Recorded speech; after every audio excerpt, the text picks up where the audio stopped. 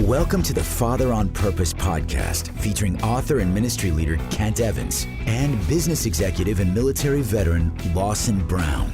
This is a show for you, Dad. You want to be a godly and intentional father. Unfortunately, you've turned to these two knuckleheads for help. Let us know how that works out for you. Before we begin, remember this: you are not a father on accident.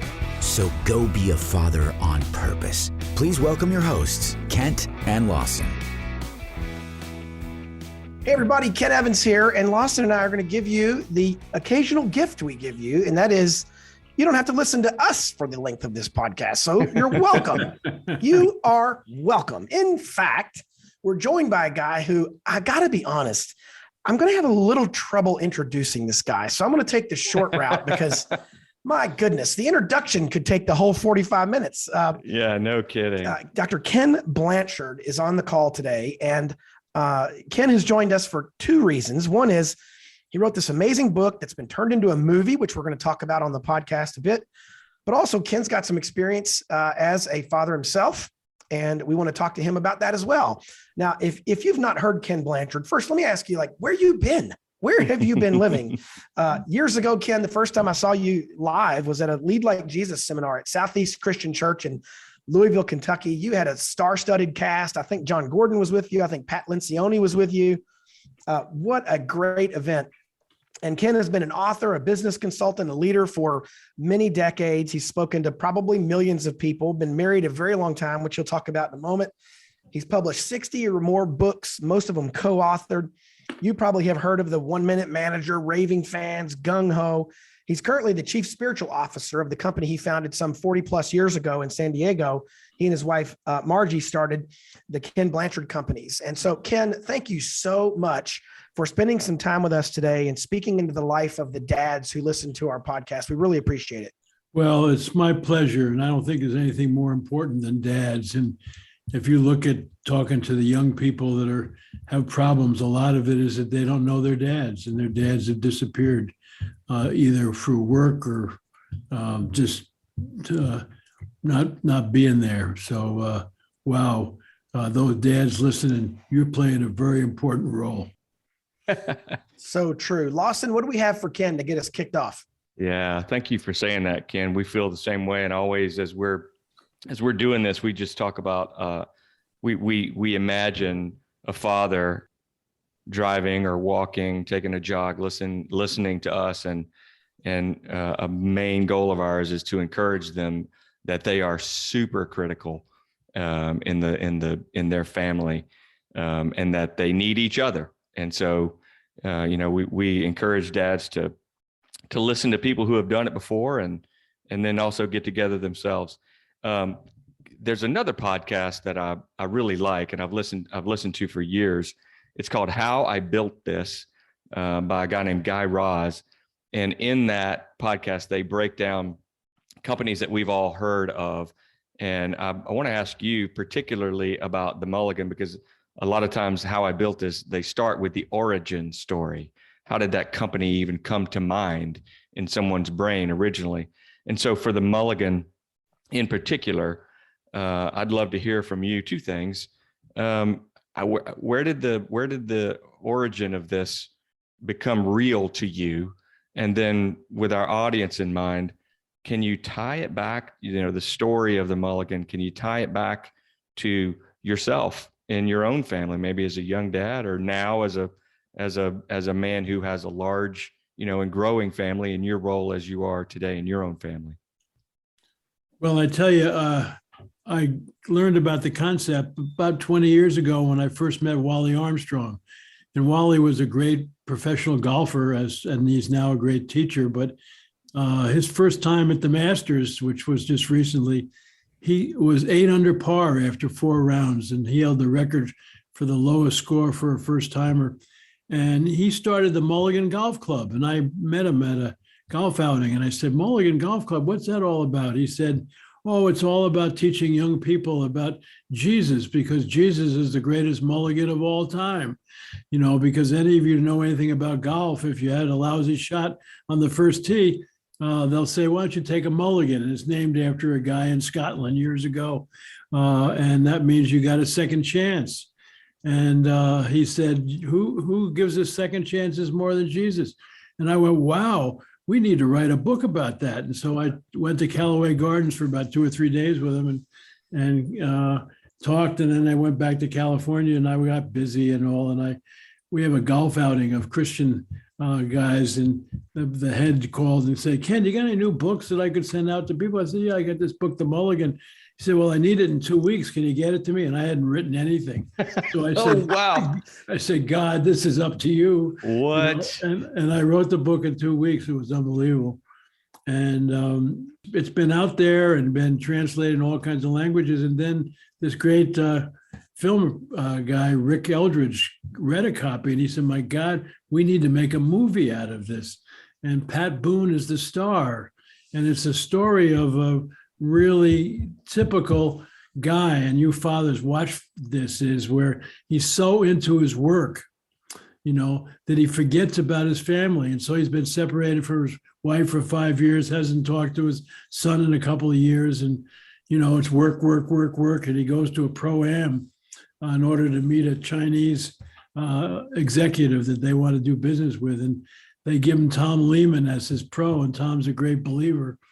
And in the middle of the round, he misses a short putt for a birdie that would have given his team an eagle, and he breaks his putter over his knee and throws it into the sand trap. And he's walking towards the 10th tee, and Lehman's waiting for him. And he says to him, Paul, we haven't talked much this time, but he said, to be honest with you, you're not that good to be that mad. Which I think is a great line. And he said, you know, I found that golf and life are a lot alike. And I have found that, because, you know, in golf, you get good breaks you don't deserve. You get good breaks you do deserve. You get bad breaks you don't deserve. You get bad breaks you do deserve. Sometimes you're playing better than you should, and you got to deal with success. Sometimes you're playing worse than you should. You got to do all in 4 hours, you know.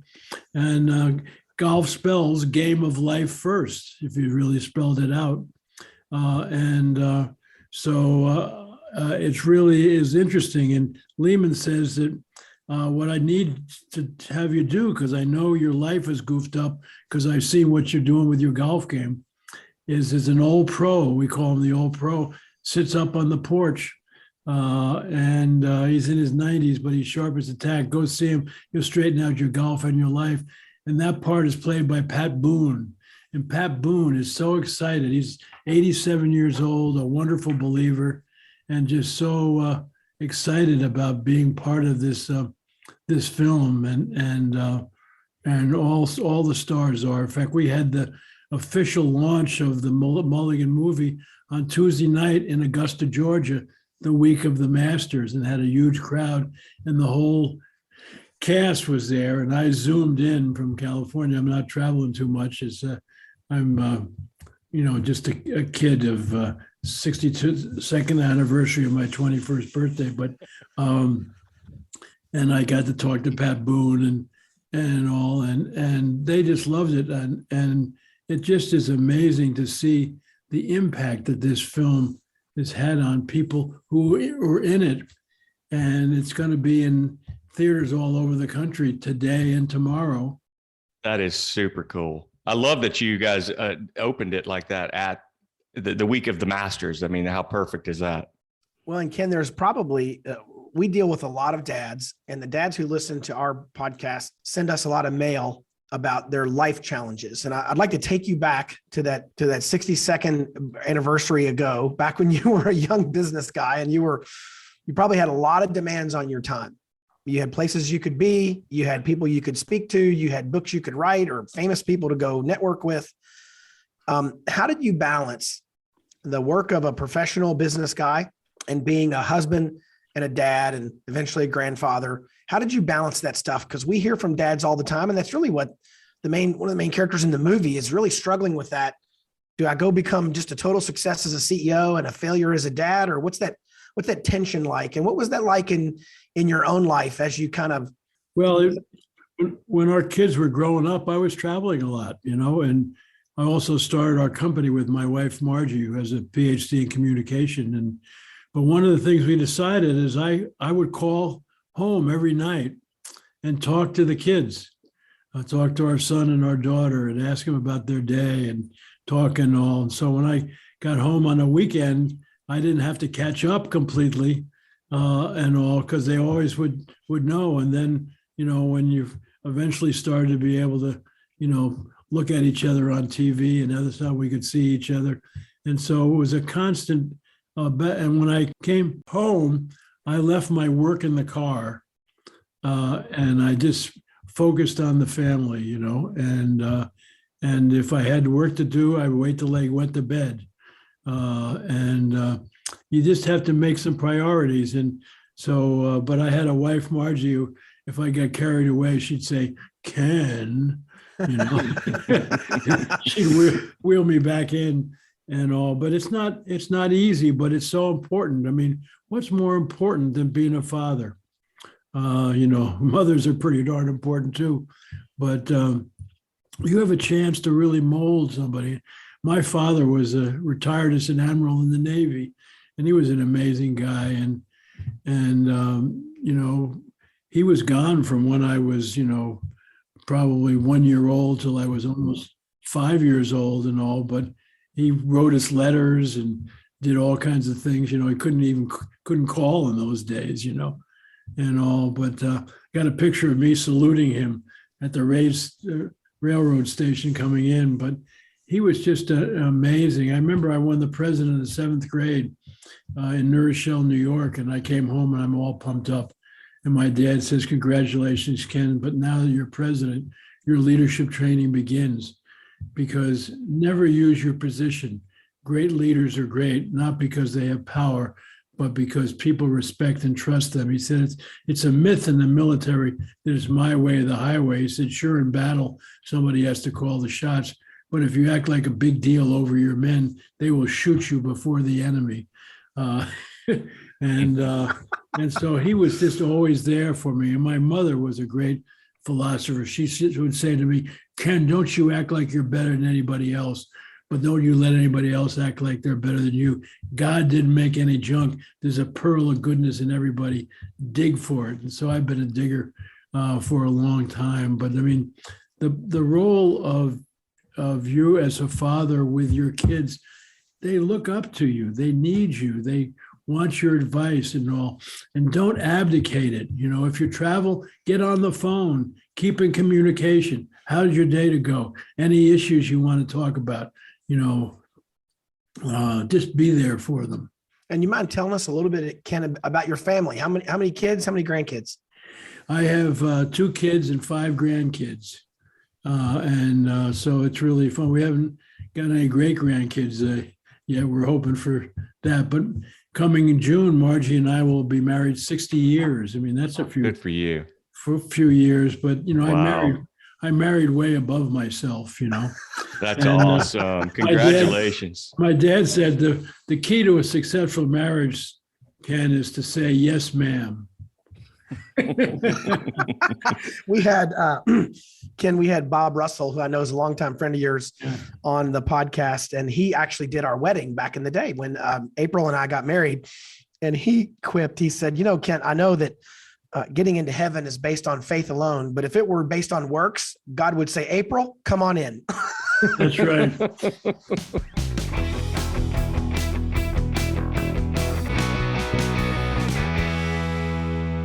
Hey, Dad, do you wrestle with anger? Man, I sure have, and so have thousands of other dads in our email list. And so what we did for those dads and for you, we built a special digital course called The Anger-Free Dad. This digital course is chock full of almost 50 assets, a bunch of teaching videos, a ton of PDF booklets and worksheets, so you can walk through and understand your anger triggers, the expectations underneath, and how to pull those out of your heart and mind so you can be a dad who is less angry and more at peace. If you take this course and you do not become less angry, you will get all of your money back. Plus, we'll send you some boxing gloves so you can beat up the wall at your house with all of your mad anger. Dad, come take the Anger-Free Dad course today at manhoodjourney.org/anger-free-dad. That's manhoodjourney.org/anger-free-dad.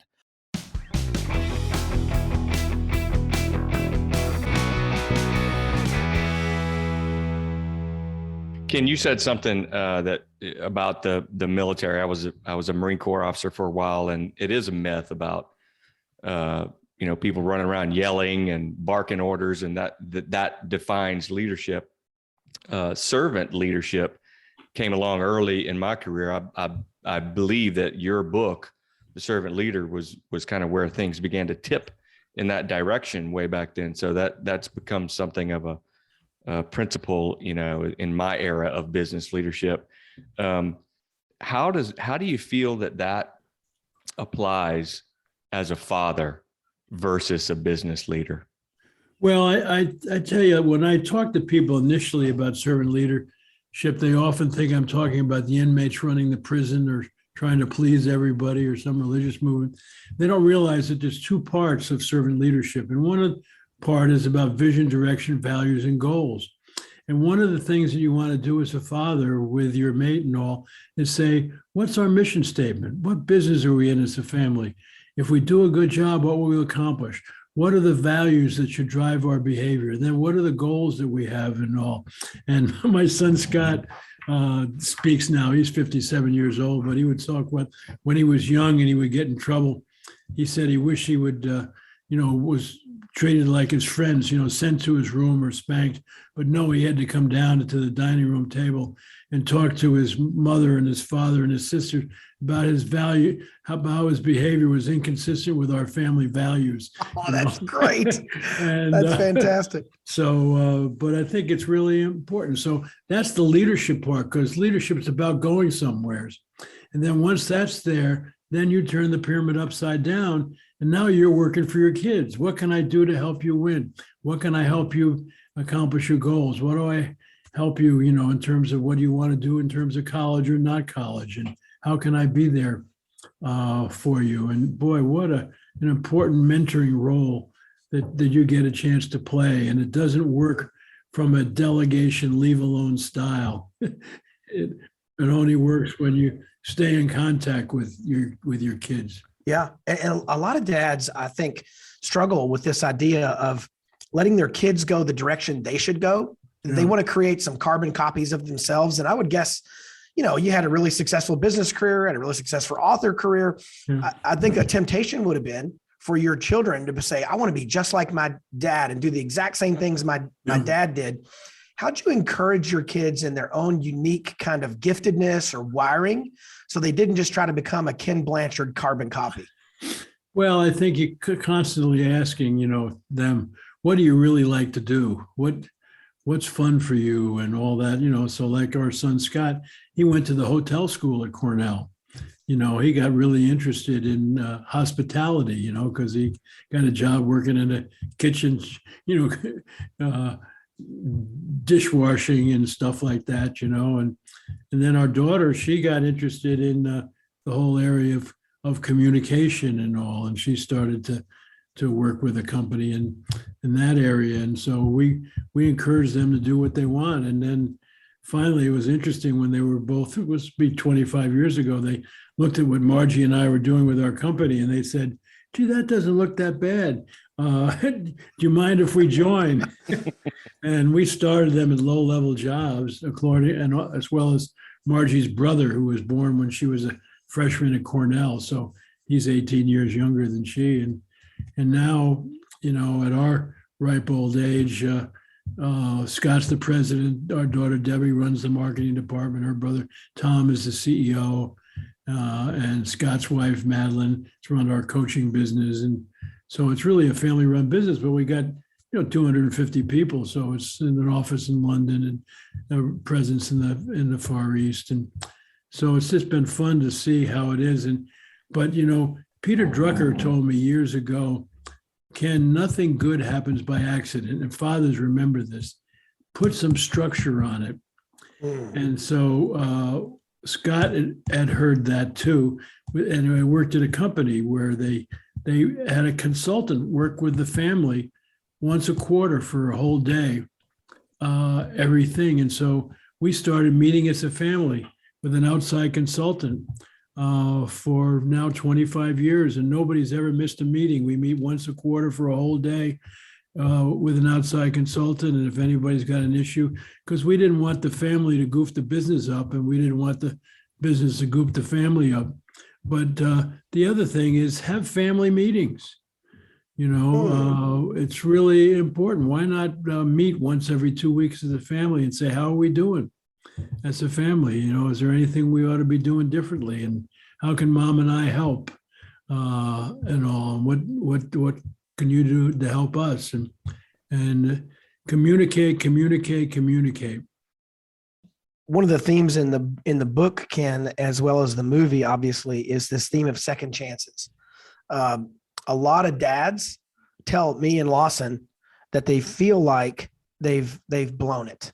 They feel like they've made a mess, such a mess of their marriage, their family, their finances, you name it. And they kind of start to disqualify themselves from the game of fatherhood. They feel like since they missed that one shot, they're just going to go sit down because they're pulling themselves out of the game. What would you say to that dad if he were sitting across the desk from you? I would say that some of the most valuable learning comes from your mistakes, and if you think you're not going to make any mistakes in life, you lie about other things too. And that what you really need to do with your kids is be honest with them, and say, I was just been thinking about, what we've been doing, and boy, I don't think I've been the best father, and I'd really like to see if we could start again, give me a mulligan, and what can we do? And same way with your kids, they're going to do things to disappoint you, and you might want to say, let's talk, because I think maybe you need a mulligan. The mulligan philosophy is such a great one. That's why we think families ought to go see this thing filmed together and realize the power of forgiving yourself as well as forgiving other people and having a second chance. But the big deal is having the Lord as your partner. I tell you, when I finally got the Lord on my side, what an amazing thing, because I don't feel like I have to face anything by myself because I got Margie and the Lord.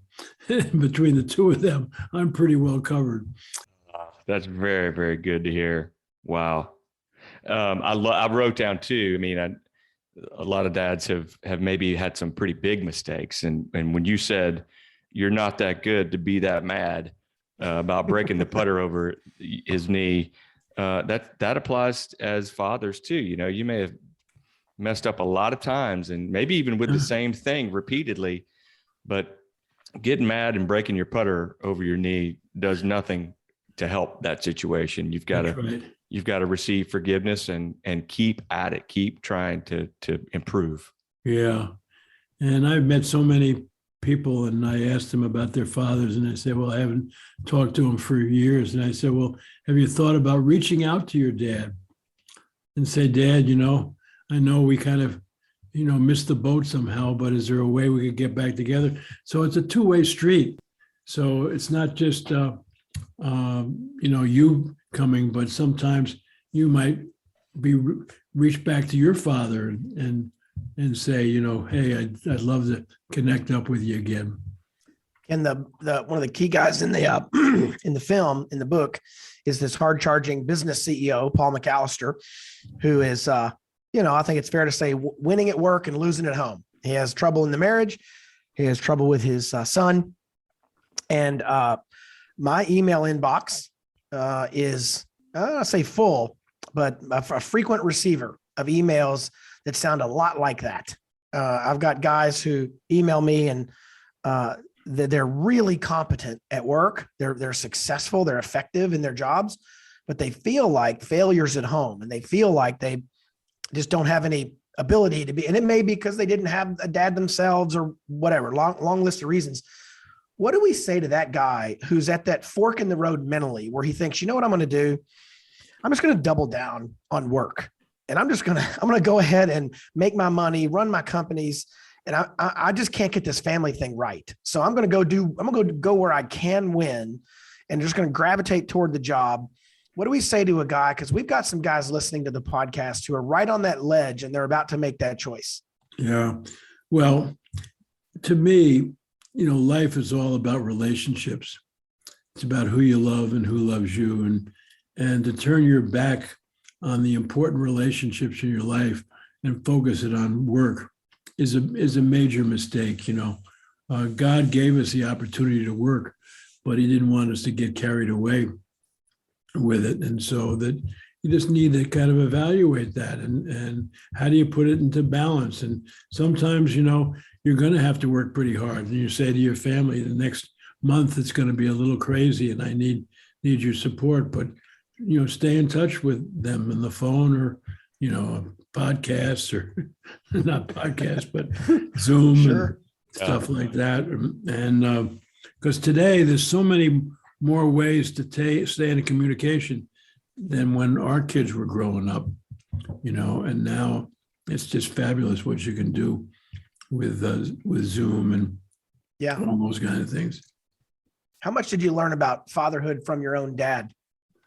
I learned a lot, just watching him and how important it was to him, because every 2 years he didn't want us moving all over the world because he saw a lot of kids that they would just get used to a place and then go. So we grew up in New Rochelle, and every 2 years he would be assignment outside of there, but he'd always try to get something in New York or Norfolk so he could commute on weekends.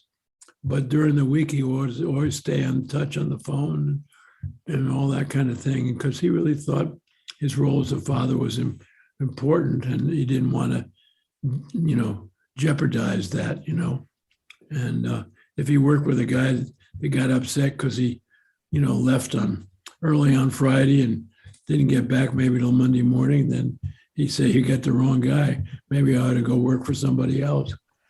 I want to ask you a question, Ken, about lead like Jesus. I know that's one of the things that you have pioneered. And I'd love for you to kind of, if you could take just a moment and talk about a couple of the principles you see in the life of Jesus Christ that are leadership principles and how those might apply to dads leading their homes. A minute ago, you talked about dad doing a family meeting. And I think, man, that's brilliant. Guys do meetings all the time and they're great at them. So go ahead and take that meeting on home and do one every couple of weeks for your family. What are some leadership principles? Well, it's interesting. I had kind of somewhat drifted away from my faith because I saw a lot of hypocrisy in the churches and all. And when the 1 Minute Manager came out, I got a call to be on the Hour of Power with Robert Schuller. And on the Hour of Power, he said, "Ken, I love the 1 Minute Manager, but who's the greatest 1 Minute Manager of all time?" I said, "Who's that?" He said, "Jesus." I said, "Really?" He said, "Yeah, he was really clear on goals. Isn't that your first secret, 1 minute goal setting? So make sure you set really clear goals with your family." And he said, "You and Tom Peters didn't invent management by wandering around. Jesus did. He wandered from one little village to another village. Anybody showed any interest, he'd praise him, heal him. And isn't that your second secret, 1 minute praising?" "Yeah." And he said, "And if people stepped out of line, he wasn't afraid to give them a 1 minute reprimand. He threw the money lenders out of the temple. Isn't that your third secret?" "Yeah."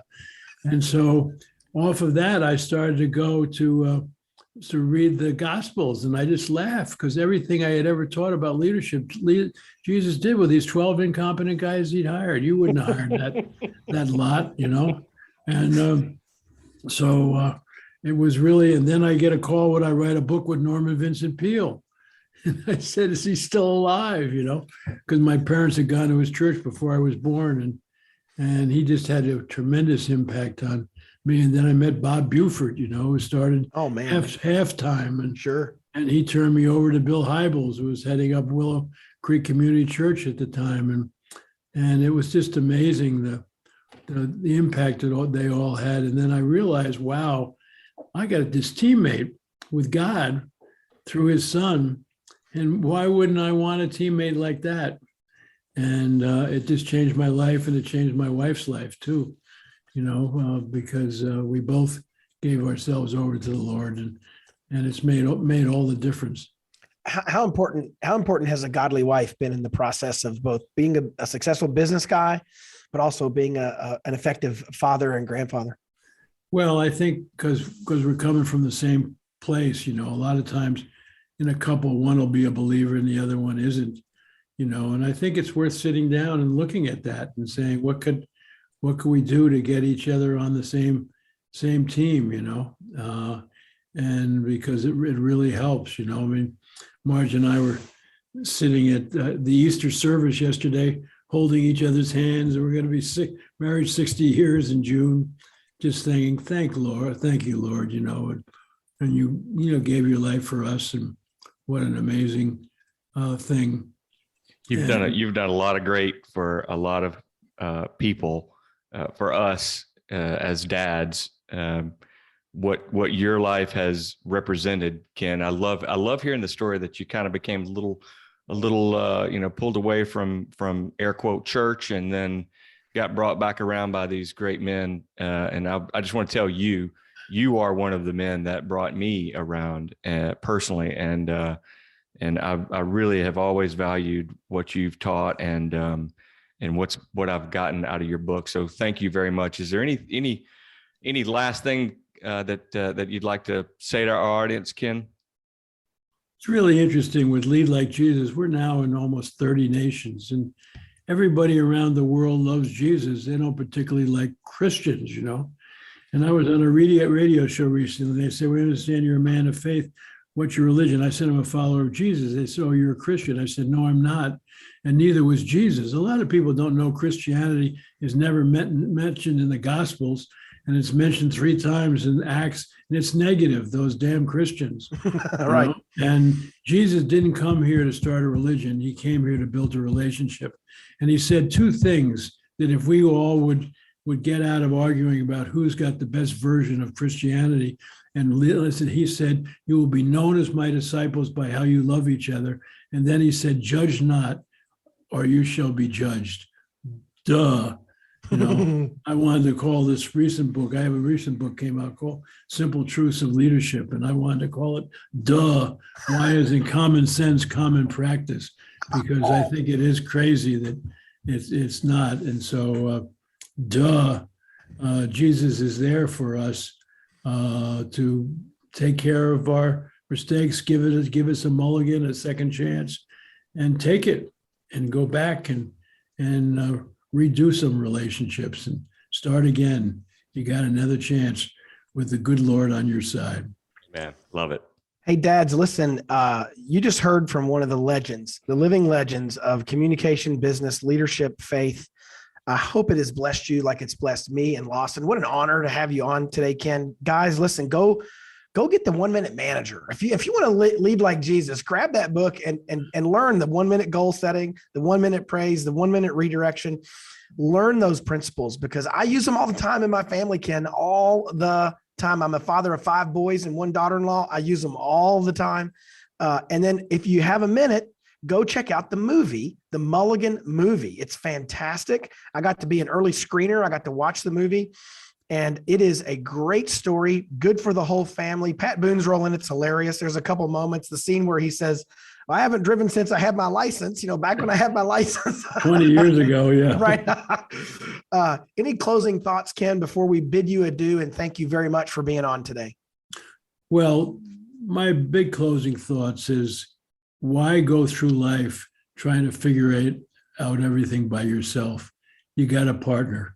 Quiet yourself and ask your partner who loves you unconditionally what he recommends for you to do, and then listen. And a friend of mine said, you can always tell when God's talking to you because you'll think of something you never would have thought of yourself. So shut your mouth. So often when people pray, they do all the talking, to sort of say, I got this issue, Lord, what do you think? And keep quiet and listen, and you'll be amazed at the day that'll come. But remember, your role as a father is just so important. And because just so important. And what did Jesus constantly look to? He looked to his Father, and he said, okay, it's not my choice, but yours, thy will be done. And had that great relationship with his Father. Ken, thank you so much. That's Dr. Ken Blanchard, everybody. Thanks for tuning in, and we'll catch you guys next week.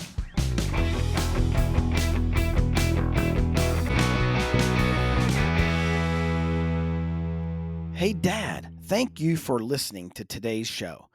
If you found this episode helpful, remember, you can get all the content and show notes at manhoodjourney.org/podcast. And if you really liked it, please consider doing 3 things. Number 1, share this podcast with someone. You can hit the share button in your app, wherever you listen to podcasts, or just call a person up and tell them to listen in. Number 2, subscribe to this podcast so you get episodes automatically. That helps us as well to help dads find the show. You can do that through your favorite listening app, whatever that is. And finally, review this podcast. Leave us a review, good or bad, wherever you listen. Those reviews also help other dads find the show. You can always learn more about what we're up to at manhoodjourney.org or fatheronpurpose.org. We will see you next week. You've been dozing off to the Father on Purpose podcast featuring Kent Evans and Lawson Brown. Now, wake up.